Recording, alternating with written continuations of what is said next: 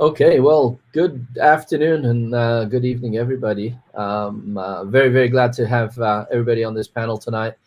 In particular, I'm super happy to have James Taliento join us. He had missed a previous conversation that we had on ransomware, so this is really special to have my three number one favorite experts on the subject of ransomware and the legal implications and the practical implications.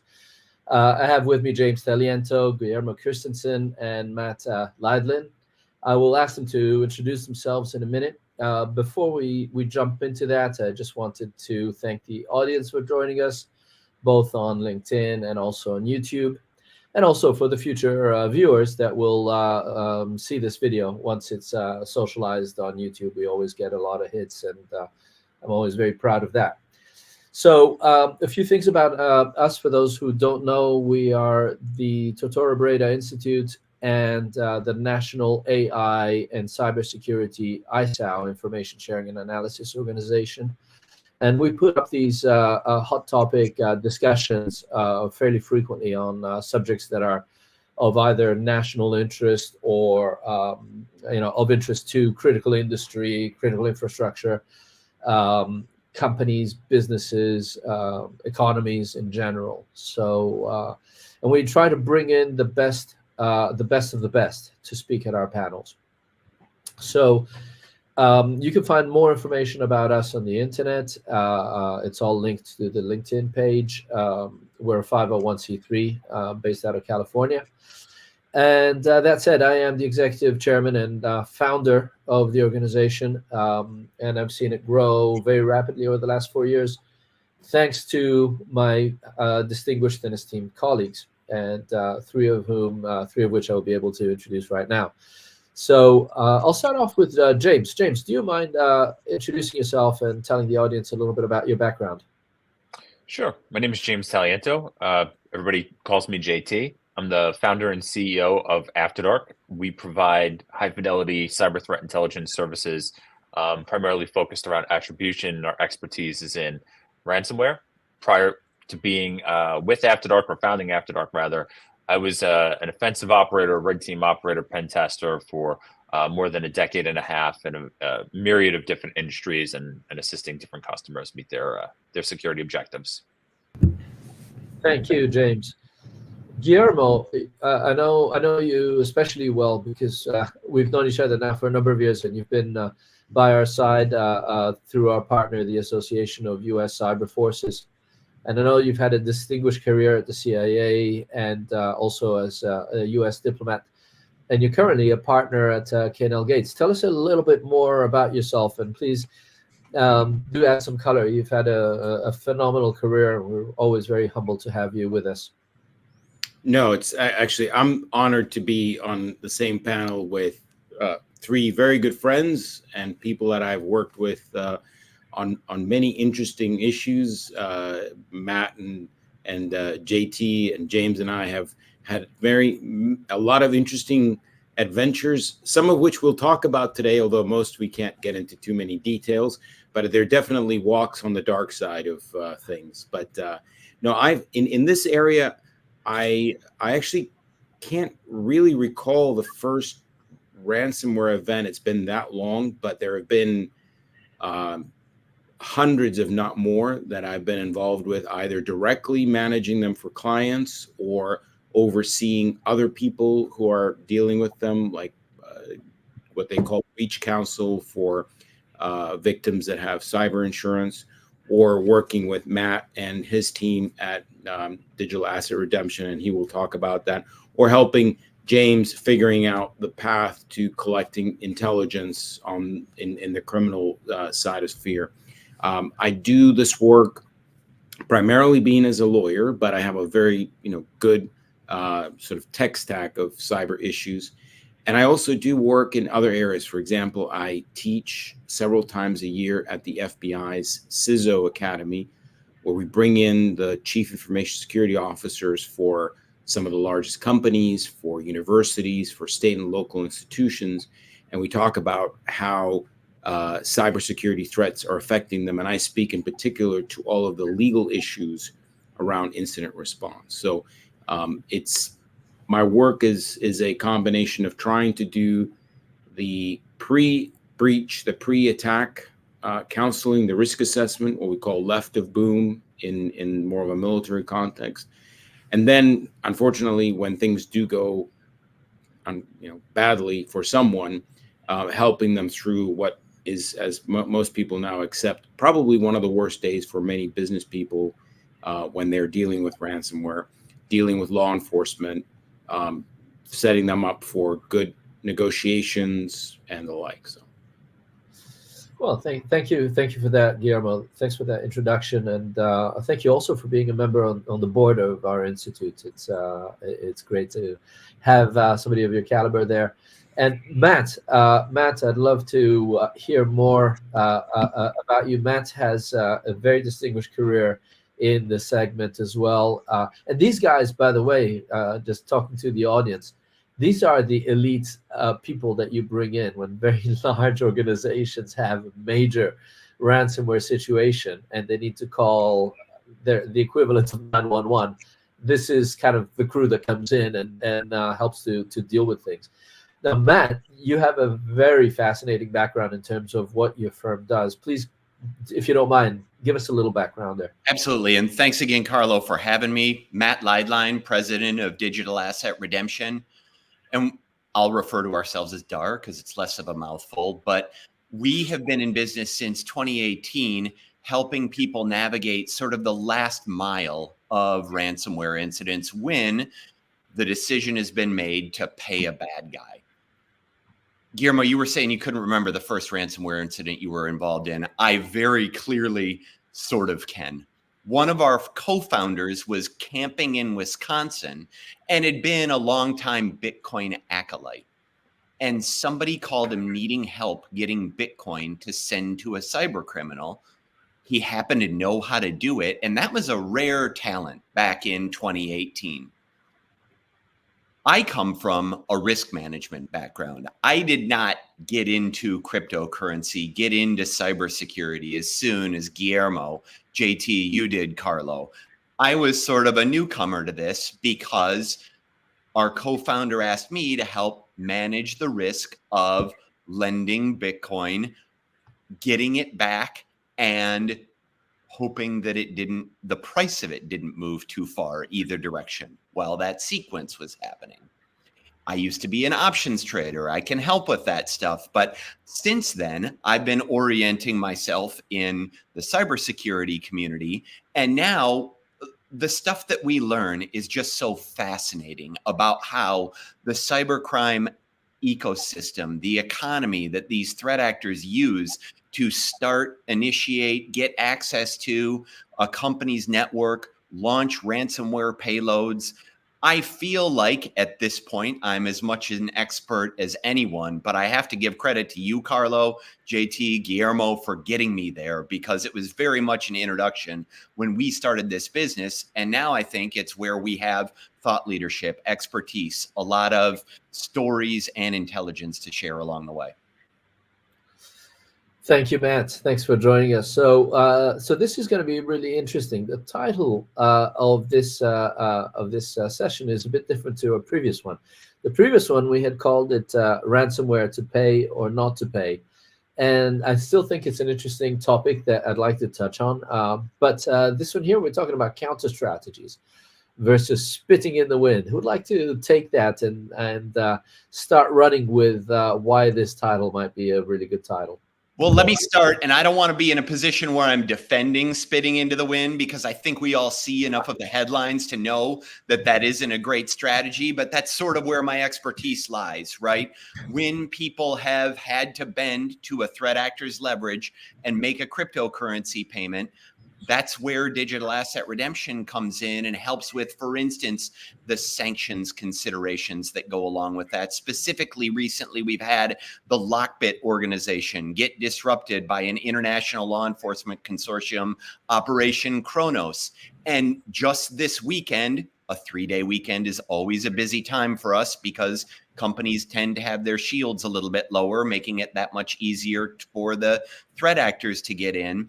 We've seen a couple of events that make us ask, is Lockbit involved? Can we help a company who's decided that their best choice for getting their business back up and running is, you can call it spitting into the wind. I call it making a payment to the threat actor. But either way, sort of a triage battlefield response to a ransomware event.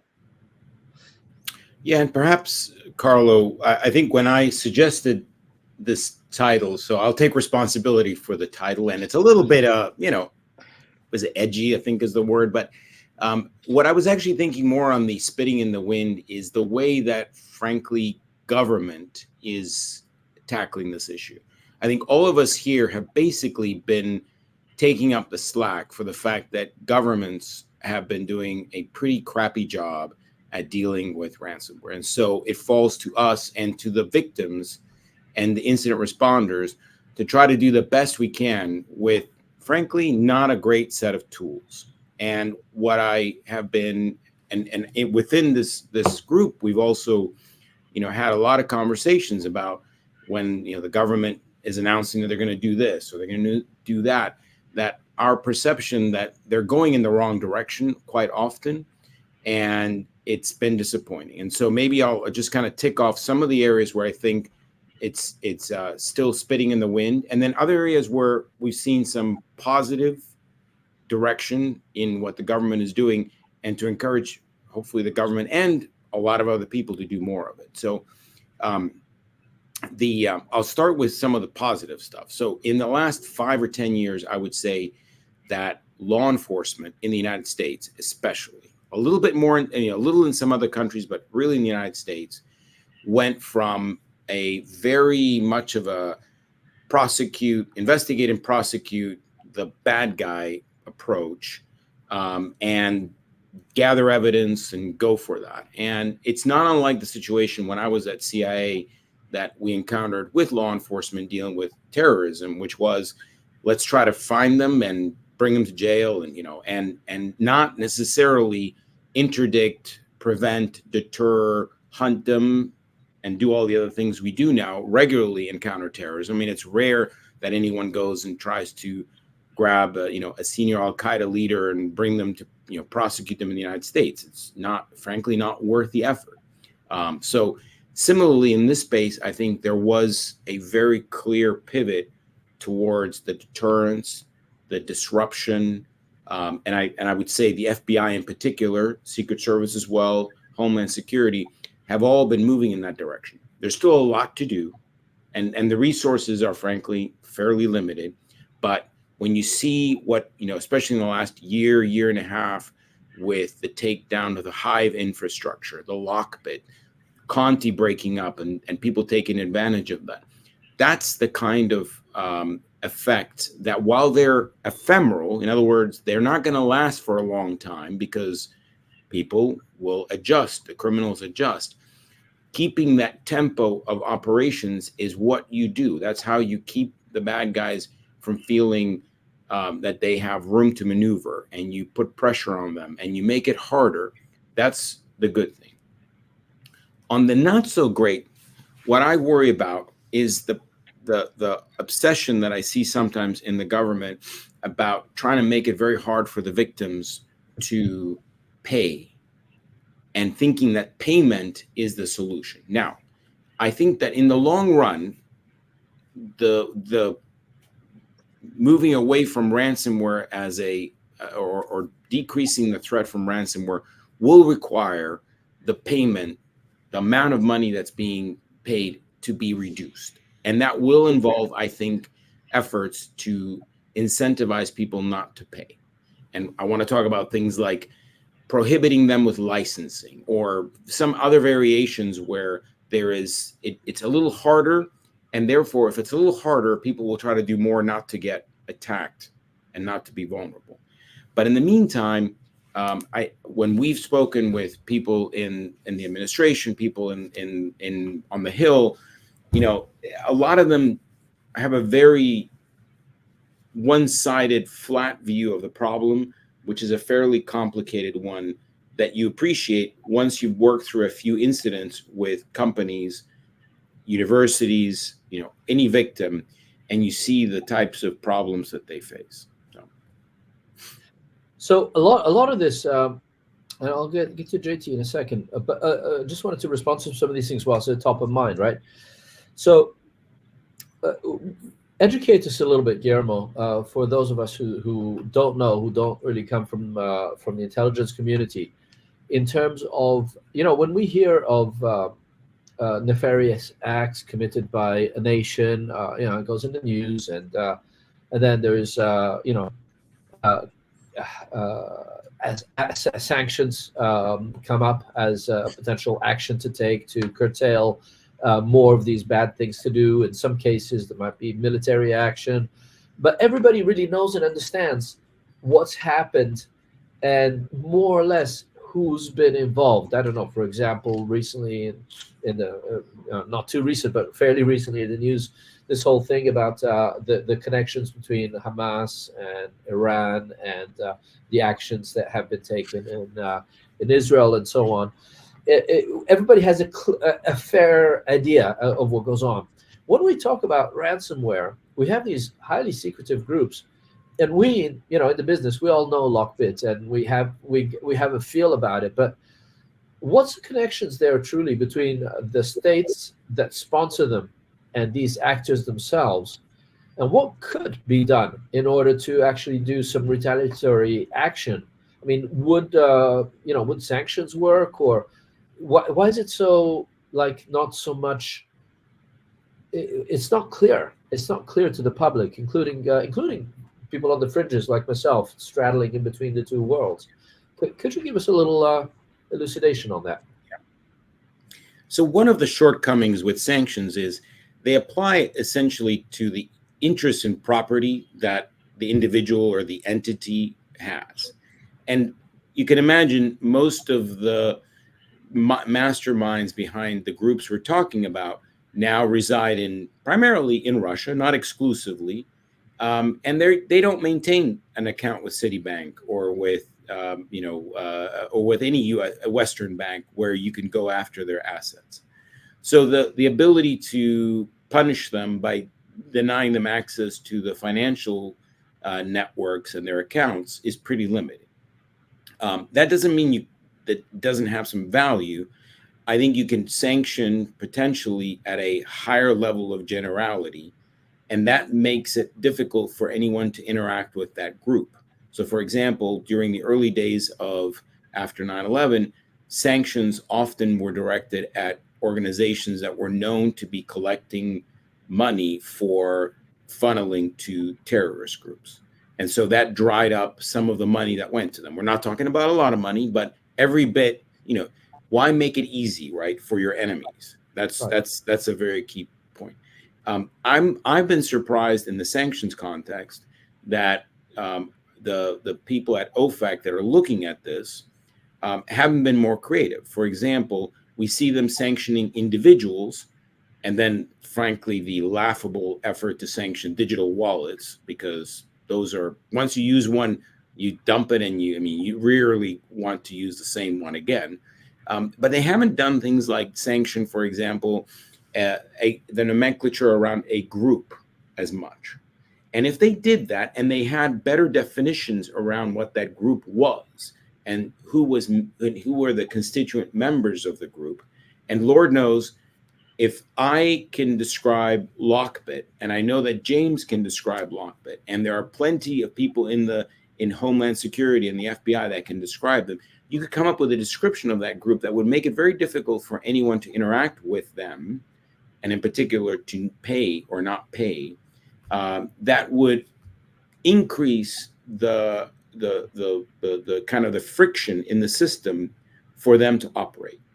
And then you'd see what happens. Now, a lot of this, again, like in the counterterrorism world, a lot of this is you're experimenting. We didn't know sometimes whether we were going to be successful in one thing over another, but that shouldn't stop you just because you're not sure it's going to work. You gotta be iterative and trying out new things, because that's exactly what they are doing.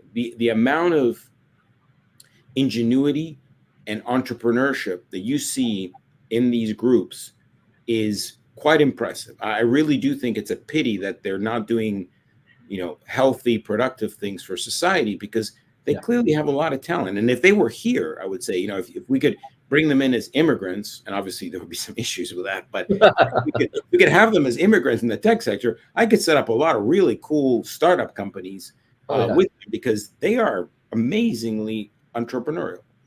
I'd have to have some serious compliance systems in place probably, but anyway. So. I know that James spends, of all of us, he is the most, I think, familiar with the mindset of many of the people we are talking about. And I think it'd be great, James, if you jump in. Their views. Yeah. Yeah. I mean, first off, the entrepreneurial spirit of a ransomware operator, I don't know if the United States would even be something I'd entertain, as opposed to living tax-free and raking in millions of dollars a week in cryptocurrency. So, but I think two things. So one, the nation state or state sponsored nexus that Carlo, that you were referring to, it absolutely exists, and it's beyond Russia. There's a level of plausible deniability there, where if things appear financially motivated, it's easier to blend in with the noise, right? So it's not a secret that ransomware operators, specifically in post-Soviet countries, specifically Russia, have been tapped or commissioned by their government to do bad things. That's known. And we see the same type of activity. I think it takes a different shape, but we see the same type of activity out of North Korea and also out of Iran, where you have private companies that are operating as security companies one day, and then they're getting involved in some type of like cyber terrorism or what appears to be financially motivated cybercrime.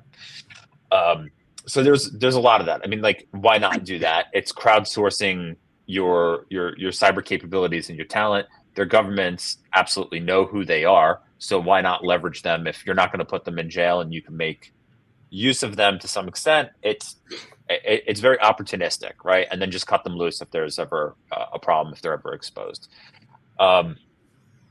With respect to ransomware, and specifically the stuff we see out of Russia, I think that there's more of that than we'd like to acknowledge. There's probably, I think, a good chunk of these large syndicates like Lockbit, like we saw with Conti and some of these other groups that are going to evolve and pop up. And the ashes of the other larger ones are absolutely, they have some type of influence or sponsorship. And if it's not the governance structure that has it, like we refer to as RAS, or ransomware as a service, that's very similar to a franchise model, it could be like individual affiliates or like franchisees within that organization that are sponsored or acting on behalf of a government. So if a company has a major ransomware issue and they were to call you guys, what could you help explain to the audience what your respective roles would be, and why you need these respective roles in order to have the best possible outcome out of that very dangerous and scary situation? Yeah, and I think most likely I will be the first one to get a call, because typically what happens is either we, as the lawyers, have helped the company set up their incident response protocols, if we've had the opportunity to do that. And one of the first items on that is to activate the incident response team. And I'm usually one of the members of that group as the outside counsel and the overseer of the incident response. And, a lot of people sometimes kind of think, why would you have lawyers making decisions about this kind of stuff? And the reality is, it's because in many situations, it's actually the legal issues about how to respond and what happens after the response that are the most costly and difficult for companies. And we also have this unique potential for there to be legal privilege around a lot of the work we do when we're advising the client as lawyers in these legal issues, which helps to create this secure bubble of decision making where we can be very open and blunt about what's going on to give the best advice to the company. And then from that point on, there's different paths that can be taken. If the company has cyber insurance, then we try, obviously, to get the coverage through that policy. And that also usually brings some resources, such as incident response, forensic people who assist the company's IT. It's very rare that the internal IT team has the capabilities to respond to an incident of any serious, because you wouldn't keep, the cavalry waiting there just in case this happens. You bring them in for that.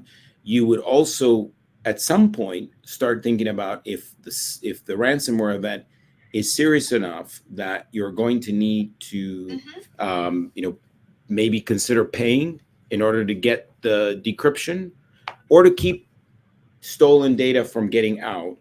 That's when I will bring in a combination of Matt and James, although James can also be involved on the incident response side. He may be brought in for the technical piece.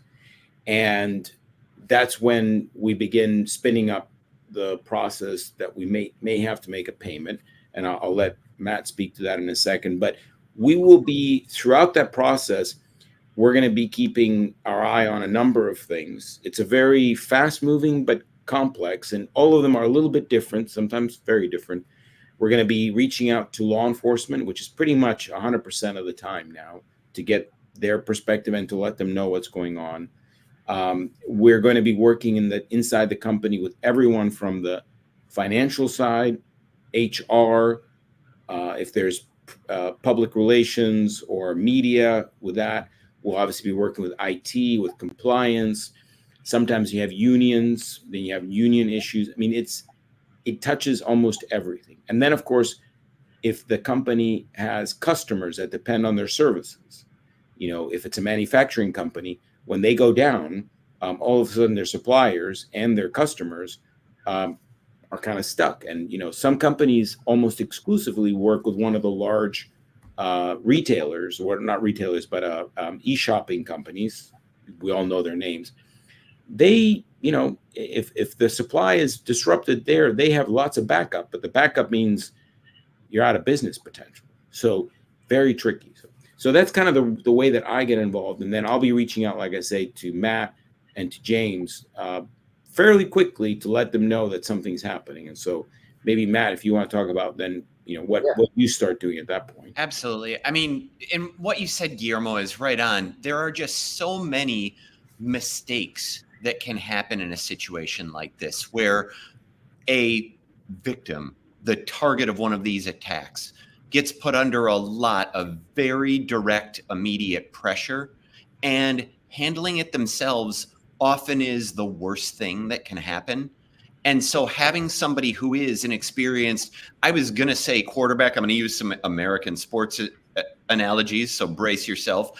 Guillermo ends up acting as a quarterback in these situations, assigning tasks to people like me, to people like JT, to other people across essentially the risk spectrum of what has gone wrong in the situation and what needs to be fixed. But really, the first thing that he is a relief pitcher. This company is starting to give up its lead, load the bases. There are a lot of threats against them being made, and having someone come in with a fresh arm, fresh set of eyes to start managing that process is really, to me, the biggest determinant that we see in success versus failure from the point of attack. And whether it's bringing in digital asset redemption to set up cryptocurrency wallets, start evaluating the situation so that we can express what the options look like in terms of making a payment, bring in a company like After Dark and James to start evaluating what is this threat actor's behavior been like in the past, and how might we use that intelligence to regain leverage in this situation, whether it's over how much we're going to pay or just over an understanding, right? You're at a huge information disadvantage when somebody has gotten into your network undetected, stolen your data, encrypting your data, and having someone with an intelligence background and an understanding of how these threat actor groups typically operate can be hugely empowering, because you can identify what the likely losses look like even when you can't see them.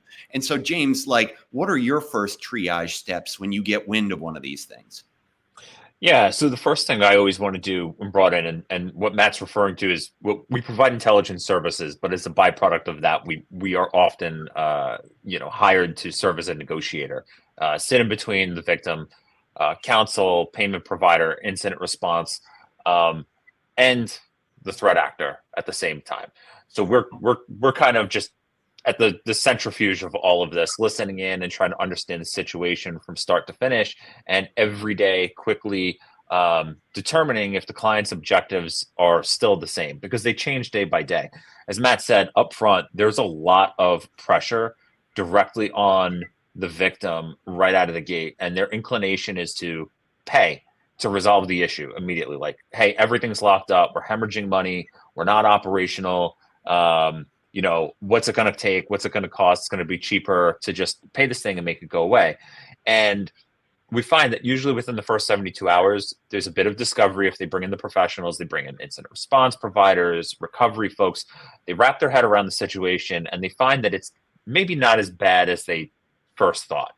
They start to see some improvement. And then by day 3, their objectives are going to change with what their desired outcome of a potential negotiation or interaction with the threat actor is, or just the overall incident, like their expectation of what things will look like on the other side.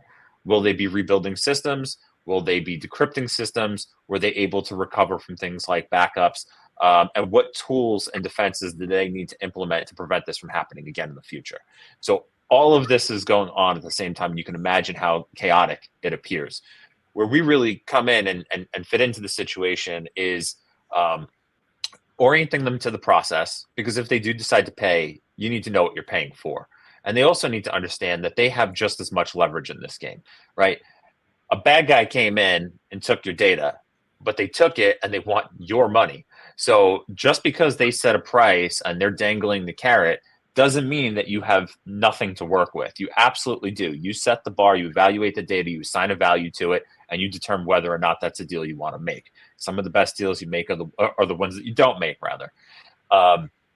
So with that being said, we have a series of steps that we want to get the victim through, certain milestones for attribution. So this is beyond the negotiation process. So we want to understand who the threat actor is, what has happened impactfully around the organization. Are you able to operate, and in what capacity? How many things are offline? Was there data theft involved? All these different components of the incident. And then following that, we want to tailor what our approach is going to be to interacting with the threat actor. Everything from opening up communication, like, is there only one method of communication that we can use? Are there others? And there might be benefits to using them too, so that we don't necessarily reveal every time we're online or kind of telegraph to the threat actor when we're engaged, right? We may just want to have the ability to frequently check communications with them, which isn't always possible. And then the next thing is, if we go through this process, we want to make sure that they're providing some proof or evidence of what they've actually done and what they can do. Do they have the ability to decrypt the data should a payment be made? Are they actually in possession of the files and data that they claim to have taken? Are they going to provide the deliverables at the end of the day? Have we seen them before? If we haven't seen a threat actor before, if there's no governance structure, there's a lot more risk involved, because this could be a lone wolf who's just out there for one ransom event, trying to make quick money, and then they disappear. You pay them and they never provide anything, and you're kind of at their mercy. Like, that's a very real possibility. So all of these things factor into what the strategy is going to look like from start to finish. So even though the negotiation may seem as simple as hands on keyboard and sending a message here or there, sending an email, or hopping in a chat panel, there's a lot more to it. There's a lot of psychology, strategy, and also knowledge of the inner workings of the groups. And sometimes opportunities present themselves too beyond the scope of the negotiation, where we may be able to assist a victim through other channels and engaging with the threat actor in other ways.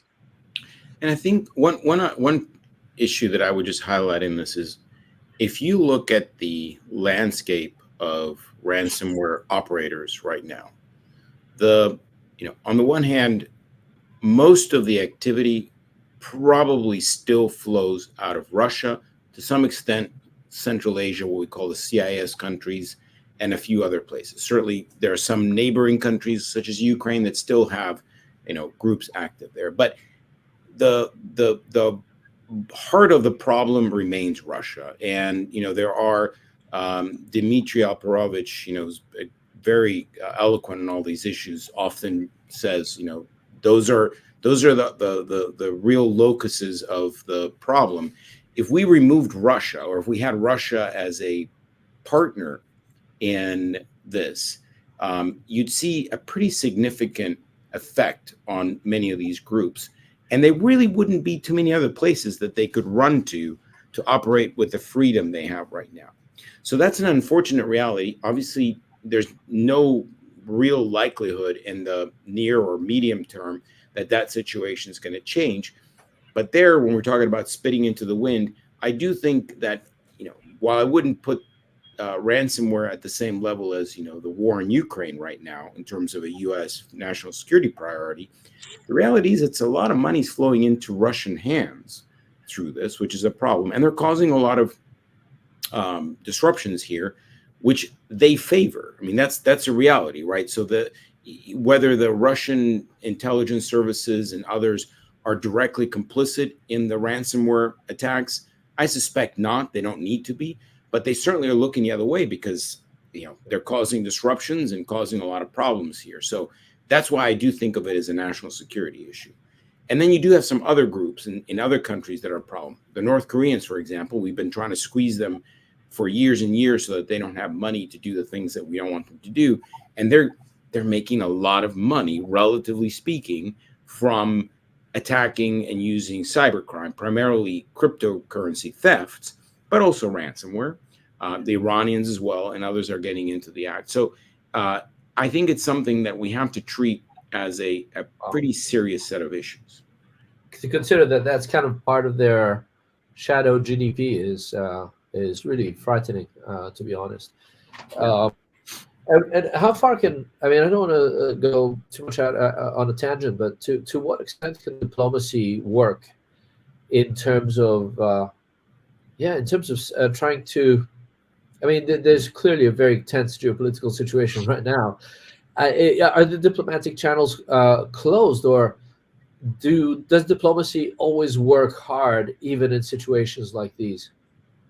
Oh, I think diplomacy's very much part of the toolkit. In fact,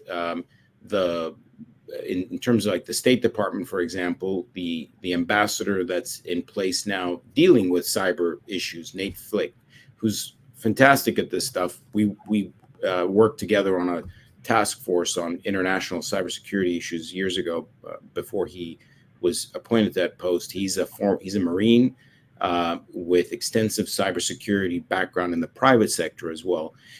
So he has been working diligently, I think, along with people in Homeland Security and the White House to build more of a coalition of like-minded countries that are also victims of ransomware. And that is I think is a helpful thing. It takes a lot of time.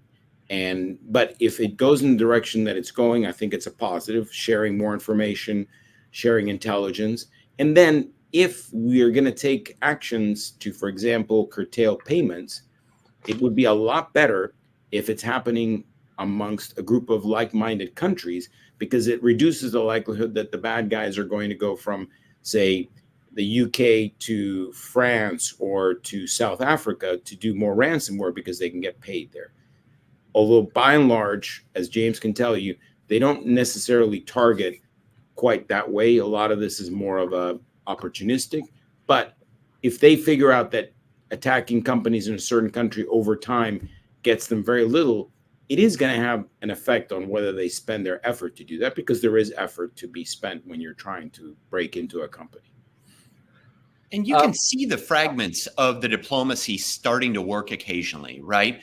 But right before the outbreak of the Ukraine war, when there seemed to still be a diplomatic option available, what was it, CLOP? I don't remember which threat actor, but Ukraine and Russia participated in sort of a joint law enforcement exercise to arrest some of the money mules of that organization. But nonetheless, that was a diplomatic win before things got really bad. And then more recently, you have things like this Lockbit action, which we talked about earlier, which years ago when there were sanctions issued, they came from one entity, from OFAC. And in this most recent one, you had simultaneously the US, the UK, and Australia issuing those sanctions on day one. And so there are gradients here. There's some progress being made. There's still a lot of spit in the wind, of course, but it's getting less. It's incredibly interesting. Is there any evidence that because now cybersecurity is becoming really a military, a division, as it were. It can be used for military purposes, but do you feel that that, for example, adversarial nations, military organizations are actually driving some of these attacks on critical infrastructure and potentially also some ransomware events? Yeah.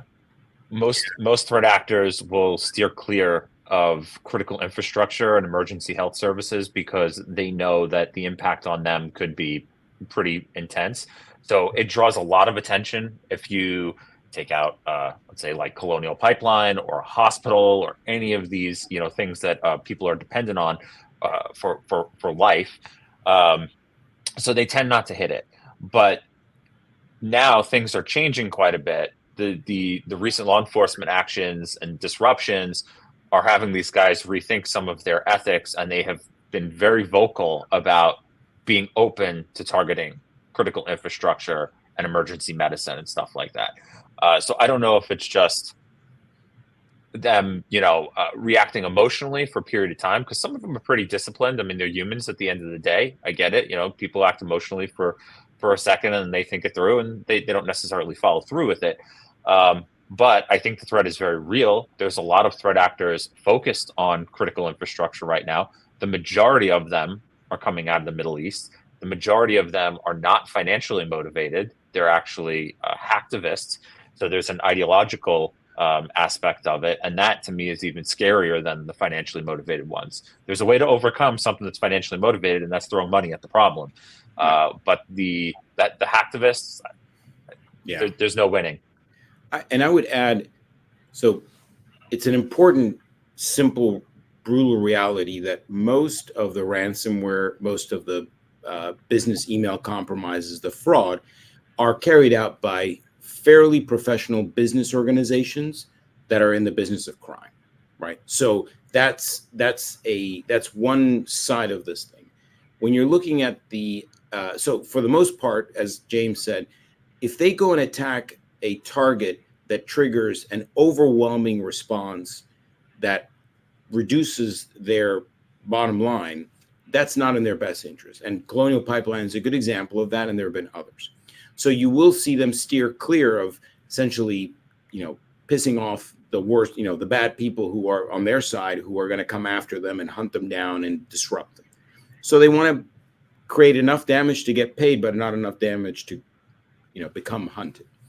So when you talk about critical infrastructure and the like, most of that activity, in all likelihood, appears to be nation state driven, and it appears to be what I would call preparations for the potential that they might do something in a different geopolitical situation, like China, North Korea, Russia, and others. And it's a lot more of what we'd call reconnaissance, pre-positioning, which is a little, if you think about it, it's basically, you're getting into an organization and you're putting in code into their system that someday you could use to harm that. It's a little bit like putting bombs right behind enemy lines. Like if somebody were putting a 1,000-pound bomb at the bottom of a building in the United States where the telephone switches were, because someday we might go to war with them and they could hit a trigger and blow up a building in advance. That's a little bit of what they're doing. It's code, it's not physical, but the effects could be just as bad if that happened. So it's pretty serious stuff. We do sometimes see an overlap with the technology we're talking about here, in the sense that ransomware can also be something that we would refer to as a wiper.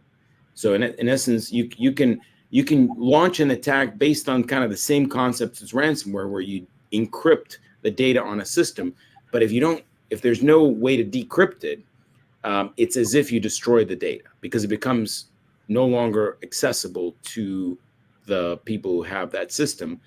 very famous and ominous examples of this are the attacks that happened against Saudi Aramco in 2012, and there have been some others. Saudi Aramco, it destroyed, I think, somewhere around 30,000 computers. We used to joke that there was a period of time when if you bought a hard drive, you were paying a premium because they were buying up so many hard drives and shipping them from Malaysia to Saudi to replace them. So those attacks can also use the same technology, but wiper attacks are not intended to cause for criminal purposes for the most part. They're intended to destroy and deny. Well, and I mean, Change Healthcare is a perfect example of this, right? Starts out as what we would think of as a financially motivated ransomware attack. The threat actor apparently ghosts after receiving $22 million, and it essentially turns into what is effectively a wiper attack. Change has tried to make a payment. The payment hasn't affected the outcome that they were trying to get from making the payment, that is getting the decryption key, suppressing the leak of data. The data leak happens anyways. Their systems remain encrypted and down, and people across the United States, maybe up to 150 million of them, can't get the prescriptions that they need. And so when does that start looking more like a nation state destabilization wiper attack and less like a financially motivated crime? I think the evidence is all on that individual attack that it's financially motivated. But when you look at events like that, the difference between ransomware and a wiper attack gets very fine. Criminal organizations are fragile. I think that's the other thing too. They're not reliable because they're people that are profiting off of committing crimes. So you had, with Change Healthcare, for example, that RAS governance structure that was in place decided that a $22 million payout may be, and this was also following a big infrastructure takedown by law enforcement. So Alpha or Black Hat, as they're referred to. This was like their last hurrah. One of their affiliates scored a $22 million ransom, won it, and then they just exited with the money and left everyone holding the bag. Even the affiliate, even that team member that earned that demand for them was screwed over and was very vocal about it, and then ultimately went on to another ransomware organization to do it all over again because they still had the data. So I mean, like, it's flimsy, it's fragile. Even the groups that you think are the most reliable that will deliver, sometimes these big events take place that result in them, being less reliable than they once were. And the impact is on everybody who committed to making a deal with them. And that's not just the victim, it's also the individuals who are working for them. So they really have to consider and vet who it is they're getting in bed with. So criminals vetting other criminals it's becoming a more prevalent thing given all these takedowns. So amazing. That's amazing insights, guys. I'm so grateful. I'm gonna start the slow wrap up process now because there's some questions that I wanted to address from the audience, and then I have a couple of questions that I want to make sure that I bring in before our closing statements. So Miguel asks about we talked about ransomware attacking businesses and so on, but do people, citizens, individuals get caught into personal ransomware situations? I suppose some high net worth individuals probably do, but maybe also the ordinary citizen does. Do you have any comments on that? And what people can do other than having a standard sort of antivirus protection on their laptop? So I've seen this happen a couple of times, and it's pretty intense. Where it starts with an organization. So years ago, pre-2019, when we had this whole double extortion model and what we refer to as big game hunting, where there's big organizations paying large sums of money and ransoms, it was more isolated to individuals, and people would pretty much pay the ransom and gift cards and a number of other strange things. But they were small dollar amounts, right? They were like under $2,000, averaging about $300. Now it's completely different. We've seen private companies that are extorted. I've had companies before that were on the verge of bankruptcy, and the threat actor is very adamant. No, I want $20 million. This is the demand, and they were driving it hard. And when you get to the heart of the problem, they go, "Oh no, I'm not negotiating against the company. I'm negotiating against the owner." and then they'll start taunting with things like bank statements. So they are they do make it personal. It definitely affects those folks that are in a position of authority and that have they're well off. If there's evidence of them in possession of large sums of money on the same infrastructure that was attacked, that puts them at risk. That absolutely puts them at risk. And we've seen situations where they've been stuck paying out of pocket to fulfill that ransom demand and just get the company back up and running. We also have a question there about threat actors starting to, would they attract, would they start to attack more critical organizations to put pressure on if the payments start to dry up? And I think we talked about this briefly on our last conversation, Guillermo, but, this is, I guess, is part of the negotiation tactics. What happens if you play hardball with them? Are you taking a real big risk, or can you afford to do that? And do you sometimes get an escalation that goes the wrong way for you as a client? Well, you're never going to be met. I mean, like if it's confrontational during the negotiation, you're never going to be met in a positive way. You're not gonna make it a productive negotiation. There have been times where things get a little intense, and there's a lot of back and forth, and the dialogue starts to get a little confrontational. But as a negotiator, your job isn't to educate the threat actor or to convince them that they're wrong. It's to instill doubt. Really, that's your best friend in these cases. They don't understand Western business. They think they do. They think a lot of it comes down to how much money you have in the bank, or how much your insurance policy says they're gonna pay in such an event. But the reality is, many organizations have pretty much decided that the economics of paying don't make any sense because they still have the same reporting obligations. So they're just passing on the payment altogether. There are rare situations where there's just great impact to the organization that's operational and they just have no choice but to recover. But when they start to understand and you set the right expectation with them that, look, you could pay for a decryptor today. It doesn't mean that you're going to be up and running tomorrow. It could be weeks. A recovery service has to come in, ensure continuity. They have to go through your existing data. They don't want to corrupt anything. There's a lot of testing that has to go on. So they start to rethink that process. And they're like, well, if it's going to take me 6 weeks to recover, and it's going to take me 3 weeks to just rebuild, there's nothing sensitive that went out the door. Forget it. We're just gonna rebuild it all, and that's a better investment for them. So we are seeing a shift, and I think that's a combination of policy, regulation. I think the sanctions are impactful. There's a lot more concern about them. They come up in every conversation. They would only come up every so often before, but I think that it's very real today because there have been an increasing number of sanctions. But as far as the hostility in the negotiation, typically to me, and I think anybody who's done this long enough, that's an indication that you're dealing with a less sophisticated counterparty in that negotiation. The best adversaries are the ones that keep it together. They're very disciplined in their behavior. They stick to their guns. They know what they've got, and they conduct themselves professionally, quite honestly. Right. So that's the thing I also wanted to dig into a little bit, because most of us, even people in cybersecurity, they don't really have any experience of dealing with criminals, right? Nobody's ever usually spoken to a bona fide criminal unless, if you get burgled, you get burgled and they're gone. And if you get, robbed at gunpoint, they take your money and they run. But what's it like to actually deal with a criminal? What are they like? And how do you? So 2 questions really. How do you get a hold of them so that they don't get tracked? What do they choose as a means of communication? And then when you're actually speaking to them, is it like the kind of the ransomware negotiations that you see in movies, where there's like kidnappings and then you have the ransomware negotiator come in, or is it a different kind of relationship? Because obviously by design, and maybe this type of negotiation maybe lasts longer.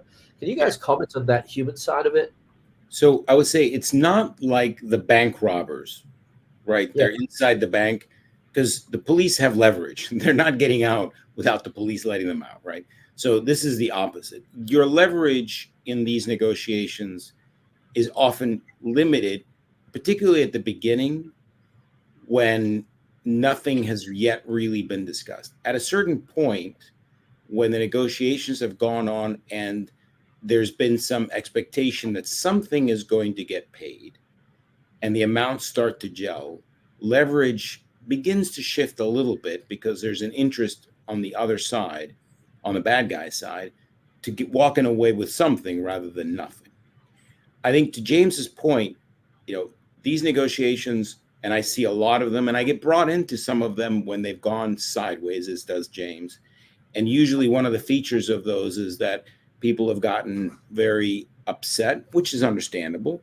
They've become insulting. And, when that happens, it's not good. And keep in mind, many of the negotiators on the ransomware group side have some worn and very expressed views of the United States. They don't like it. Many of the Russians think that we're, lots of things. And that sometimes seeps through. So one of the things that you have to do, and I certainly have been aided by the training and experience I had in the intelligence world, that you build rapport. And it's the same approach I take when I'm doing investigation interviews. I've often sort of taught people who've come in from being prosecutors or FBI agents, different ways of establishing rapport with someone, because the goal here is to really create enough of a relationship that you can get something more than if you didn't have that. And that takes a little bit of effort, and it takes some thinking. Another part of it is that, as in many things in life, that words matter. So James and I will deliberate at length about whether the tone and the actual vocabulary we're using is the best for this particular, because we have to be thinking the person reading this is in all likelihood not a native English speaker. They come from a very different background and they speak in a certain way. Now, James and I, because we read so much of the stuff in that world, we've picked up some of that language. It's sometimes I joke, you sort of watch some Sacha Cohen movies and you get better at it.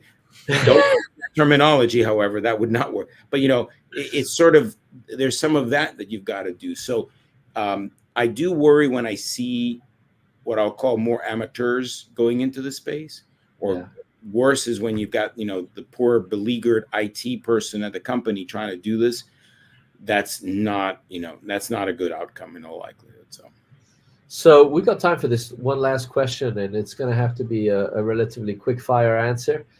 Alexandra is asking about incorporating ransomware resistance directly into coding and designing software from the ground up to be inherently secure against ransomware threats. Do you guys have experience of seeing that? And is that happening a lot? Or, what are your comments on that? This is a foundational part of the United States response to the ransomware problem. They're already trying to encourage companies from Microsoft on down to embed good software design policies in their coding infrastructure so that we don't have these widespread vulnerabilities.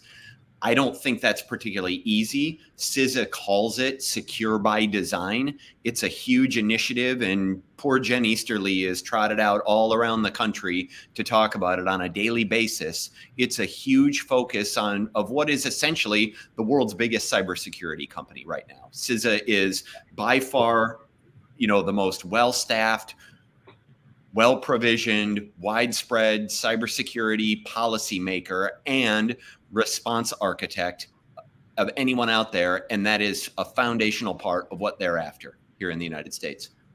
Thank you. That gives us hope.